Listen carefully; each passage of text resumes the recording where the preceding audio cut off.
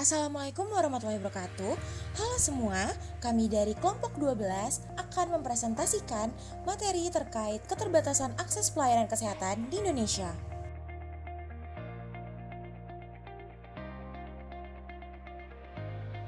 Dalam Deklarasi Alma-Ata tahun 1978, pelayanan kesehatan merupakan pelayanan yang harus dapat diakses oleh setiap individu atau keluarga yang diselenggarakan dengan peran serta masyarakat dan secara ekonomis ditanggung oleh masyarakat dan negara.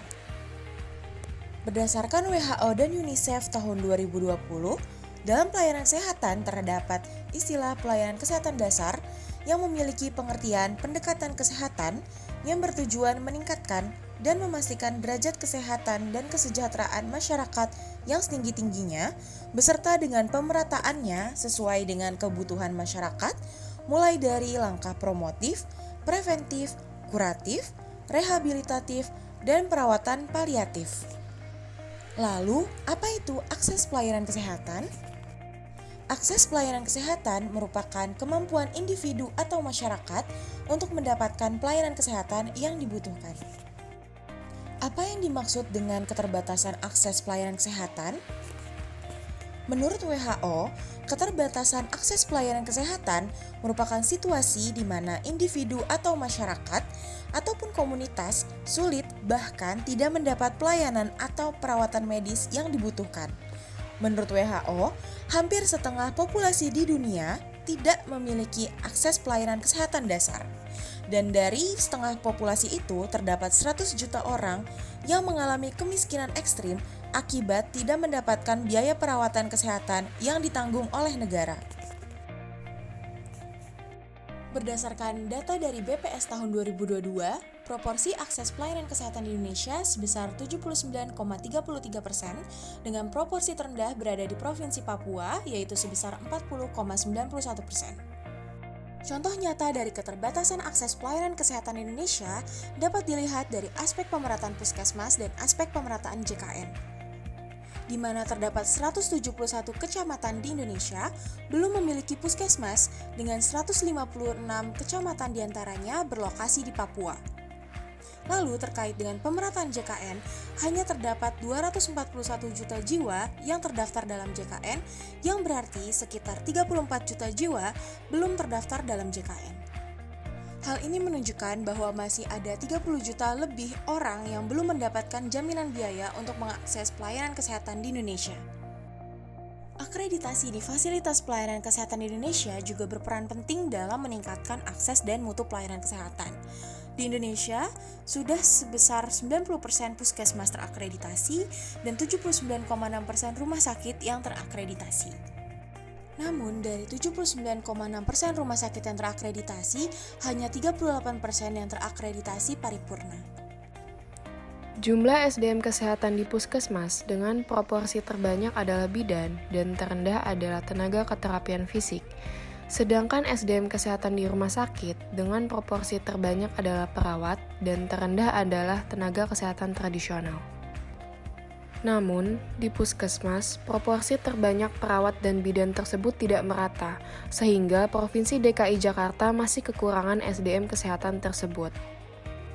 Masih terdapat pula 5% puskesmas tanpa dokter dan 9,6% puskesmas yang kurang dokter.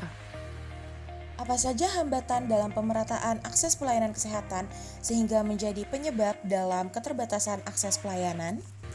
Yang pertama yaitu hambatan geografis. Masih banyak masyarakat Indonesia yang tinggal di daerah tertinggal, perbatasan, dan kepulauan yang sulit dijangkau akibat buruknya infrastruktur dan transportasi. Hal inilah yang mempersulit masyarakat untuk mengakses perawatan medis ketika mereka membutuhkannya. Yang kedua yaitu hambatan ekonomi. Angka kemiskinan di Indonesia masih cukup tinggi. Hal ini menyebabkan masyarakat tidak mampu membayar perawatan medis dan tidak mampu membayar transportasi untuk menjangkau perawatan medis. Ketiga, hambatan sosial budaya. Keyakinan dan praktik tradisional masih sangat kental di beberapa daerah Indonesia. Hal ini menyebabkan masyarakat memilih perawatan medis tradisional daripada tenaga medis modern atau tenaga medis profesional. Keempat, hambatan infrastruktur. Di Indonesia, masih banyak ditemukan infrastruktur pelayanan kesehatan yang tidak memadai, terutama di daerah terpencil, perbatasan, dan kepulauan yang memiliki akses terbatas ke Fasiankes. Kelima, hambatan sumber daya manusia. Kebutuhan jumlah dokter dan dokter spesialis di Indonesia masih belum terpenuhi dan masih belum merata. Apa saja dampak yang ditimbulkan dari keterbatasan akses pelayanan kesehatan di Indonesia? Terdapat 4 dampak utama dari keterbatasan akses pelayanan kesehatan di Indonesia. Yang pertama, tingginya angka mortalitas. Kedua, tingginya angka morbiditas. Tiga, tingginya angka penularan penyakit. Dan 4, menambah beban ekonomi. Apa saja strategi yang dapat dilakukan dalam mengatasi keterbatasan akses pelayanan kesehatan di Indonesia? Strategi yang pertama yaitu perluasan infrastruktur kesehatan. Cara yang dapat dilakukan adalah dengan membangun fasilitas pelayanan kesehatan, melakukan pembaruan atau meningkatkan mutu sarana dan prasarana di fasilitas pelayanan kesehatan, serta memperkenalkan program telemedicine. Strategi yang kedua, memperbaiki pemerataan tenaga kerja. Hal yang dapat dilakukan adalah melakukan pengadaan pelatihan dan juga edukasi kepada tenaga kerja, khususnya SDM kesehatan, serta pemberian insentif kepada SDM kesehatan yang bekerja di desa ataupun daerah terpencil, kepulauan, dan perbatasan. Strategi ketiga, mengurangi hambatan ekonomi. Hal yang dapat dilakukan adalah memperluas angka masyarakat yang terdaftar dalam JKN, sehingga seluruh masyarakat dapat menjangkau pelayanan kesehatan tanpa adanya hambatan ekonomi atau keterbatasan ekonomi. Dan yang terakhir, strategi dalam mengurangi hambatan sosial budaya.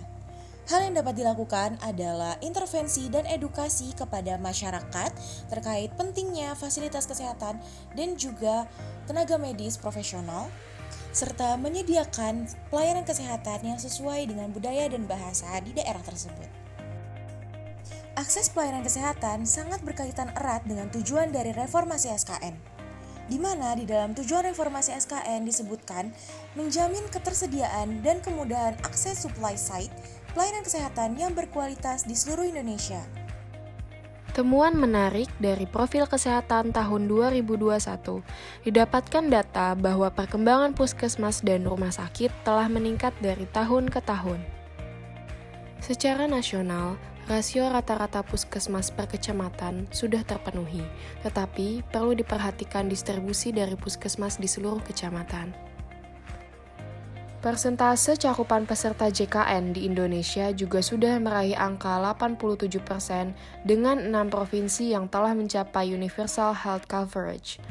Kesimpulannya, salah satu penyebab pelayanan kesehatan di Indonesia belum mampu menyelesaikan permasalahan kesehatan masyarakat adalah keterbatasan akses pelayanan kesehatan. Kurang meratanya komponen pelayanan kesehatan seperti pemerataan SDM kesehatan, pengadaan infrastruktur, dan cakupan kepesertaan JKN di beberapa daerah menyebabkan masyarakat sulit mendapatkan perawatan medis yang dibutuhkan. Sekian penjelasan materi dari kelompok kami. Apabila ada kesalahan dan kekurangan mohon dimaafkan. Wassalamualaikum warahmatullahi wabarakatuh. Sampai jumpa.